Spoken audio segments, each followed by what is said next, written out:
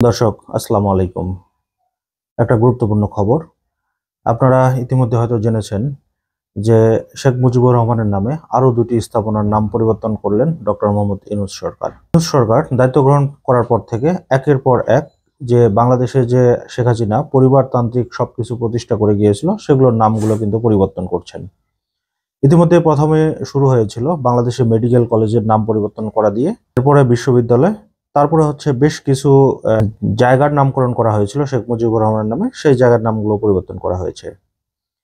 তো সর্বশেষ যে বঙ্গবন্ধু সেতু এবং হচ্ছে বঙ্গবন্ধু টানেল, এই দুটির নাম পরিবর্তন করছেন ইউনূস সরকার। ইউনূস সরকারকে যেই হাসিনা অপমান করেছিল, পদ্মা সেতুতে ফেলে দিতে চেয়েছিল, সেই ইউনূস সরকারই এখন কিন্তু হাসিনা সরকারের 12টা বাজিয়ে দিচ্ছেন।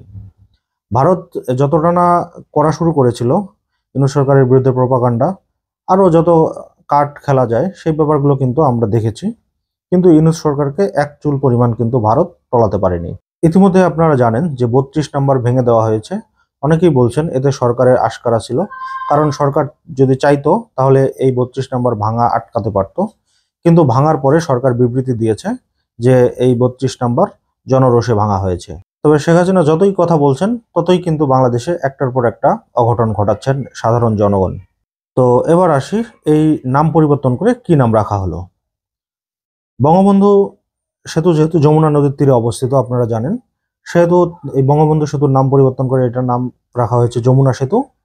আর কর্ণফুলী টানেল যেহেতু কর্ণফুলী নদীর উপর অবস্থিত, সেহেতু এই টানেলটির নাম পরিবর্তন করে রাখা হয়েছে কর্ণফুলী টানেল। এছাড়াও বিভিন্ন সেতুর নাম শেখ মুজিব বা ফজিলাতুন্নেসা বা মুজিব পরিবারের নামে যা কিছু ছিল এগুলোও কিন্তু ইতিমধ্যে ইউনূস সরকার অনেকগুলোই পরিবর্তন করেছেন। তবে আশা করা যায় যে আস্তে আস্তে শেখ মুজিবের নামে বাংলাদেশে যতগুলো প্রতিষ্ঠান রয়েছে বা শেখ হাসিনার নামে, শেখ রেহানার নামে বা ফজিলাতুন্নেসা মুজিবের নামে যেগুলো করা হয়েছে এগুলোর নাম আস্তে আস্তে সবগুলোই পরিবর্তন করবেন, এরকম একটা ইঙ্গিত কিন্তু পাওয়া গিয়েছে। তো তার ফলপ্রসূতেই কিন্তু আমরা দেখলাম যে উনি ক্ষমতা গ্রহণের পর থেকে কি কি নাম পরিবর্তন করলেন।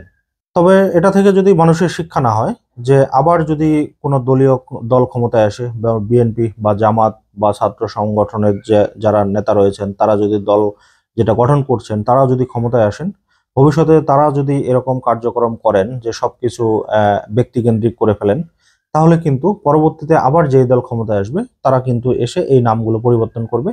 এবং দেখা গেল যে যেভাবে শেখ মুজিবের মূর্তি ভাঙা হয়েছে, শেখ মুজিবের নামে যতগুলো স্থাপনা ছিল সেগুলো ভাঙা হয়েছে, এরকম কিন্তু আমরা আবারও দেখতে পাবো।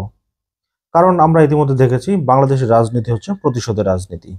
এখন আরো দেখার অপেক্ষায় ইউনূস সরকার আরো কি কি স্থাপনার নাম পরিবর্তন করেন, কি কি বিশ্ববিদ্যালয়ের নাম পরিবর্তন করেন বা মেডিকেল কলেজের নাম পরিবর্তন করেন।